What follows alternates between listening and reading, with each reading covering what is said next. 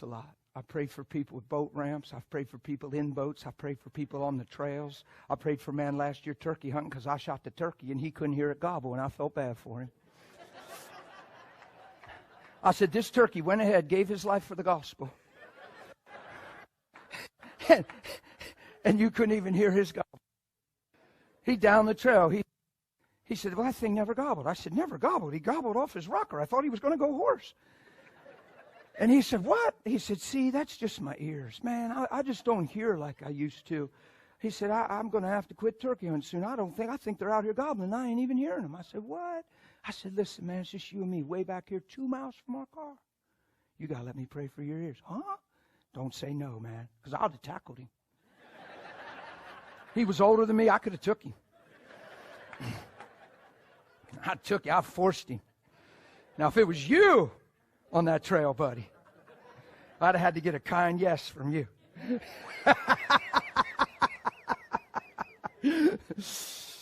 He was so touched by the fact that I would pray. But see, I'm not on a platform when I'm 2 miles on the trail. It's just me and him. And I don't even share most of these testimonies ever from the platform, because I don't ever want it to be about just me and how I'm living. And, well, yeah, but it's an example, brother. Yeah, but then people look to you and they make you something gifted, anointed, called. That's what you all are.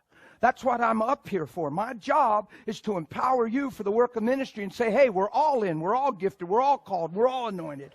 We might have a little different sphere of influence. You might not have the same platforms. We can all walk in love, and you can all hear the man that can't hear and say, hey, can I pray for you? Every one of us can do that if we're willing.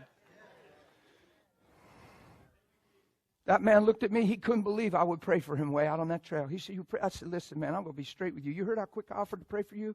Jesus changed my life in 1995. And, dude, I ain't playing. He's real. I'm in camo on a trail 2 miles from my truck.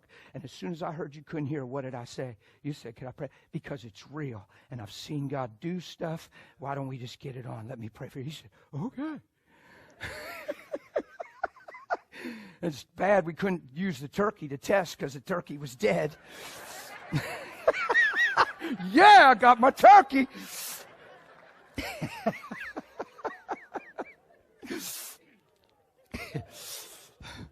But I prayed with him, and I tell you what, it touched him.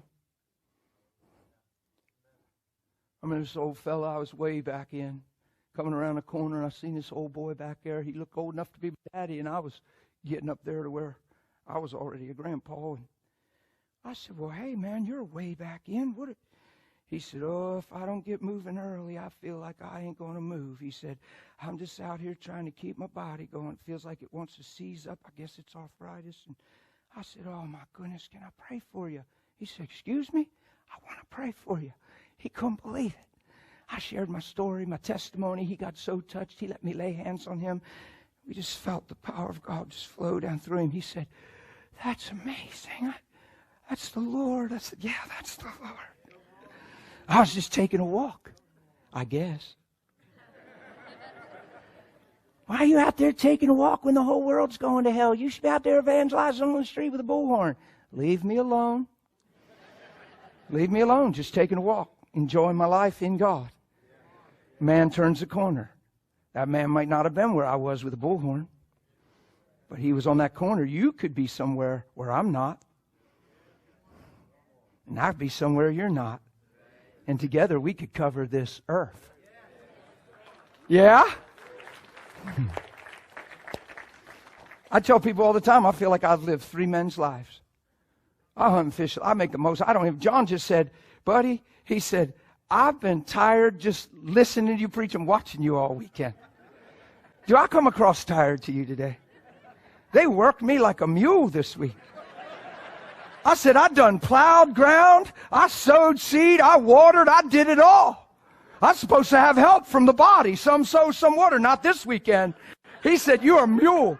I did Friday, Saturday afternoon, morning, afternoon, question and answer, drove home, changed my shirt, rinsed out my underarms, put on a new shirt, hugged my wife, and shot back to church for the evening. So wound up last night, I sat in the bed and laid in bed. When I looked at the clock, it was still 1 o'clock. I woke up at 5:02. I ain't been back to sleep since. You can tell, can't you? So wore down. I feel like I've lived 3 men's lives. I cry about it. I say, God, I feel like I lived 3 men's lives. The enjoyment I've had in God's creation, the outdoors, the stuff I've accomplished in that, the success I've had, the things I've done, the time I've been given to do that, and in the midst of it, living Him all along the way. Never just hunting, never just fishing. You pump gas and you love on somebody on your way fishing. You in the Bass Pro. I could tell you a lot of stories from Bass Pro. I won't bother. I'm not going to minister. I'm going to buy a plug or a pack of good baits. But man, there's people at Bass Pro. And it's amazing. I remember going to Bass Pro, going up the steps. I went in the back door. I didn't know why I went in that door. I said, why did I go in this door? Because I thought, I come in the wrong door. No, I didn't. See, it's not always spooky. This precious lady was coming down the steps with her daughter, and I walked by her, and it sounded so weird and off the wall. I come up the steps, and I just made contact. I said, oh, my goodness, ma'am. I just felt the overwhelming love of God for you. Well, that sounds flaky. Call the police to get this guy. Like, that sounds weird. I said, oh, my goodness, girl, I just felt the overwhelming love of God for you. She said, what? I said, God's love for you. I said, oh, I see it now. When you woke up this morning, you were overwhelmed by this, and you were thinking this, and you said to your daughter this. It just came out of me in sentences, and they went, and they're like, what? Did you hear this man? They were talking about, did you hear this? Did you hear what this man? What?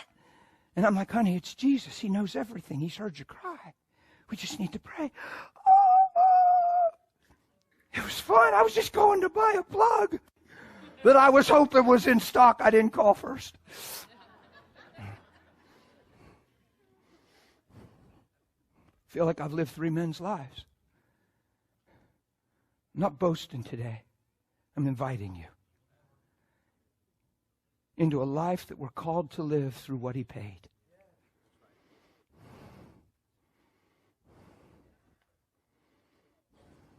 It's relational. You can't live what He paid for unless you have relationship with the Father. Because you got to be able to say, when you see me, you've seen Him.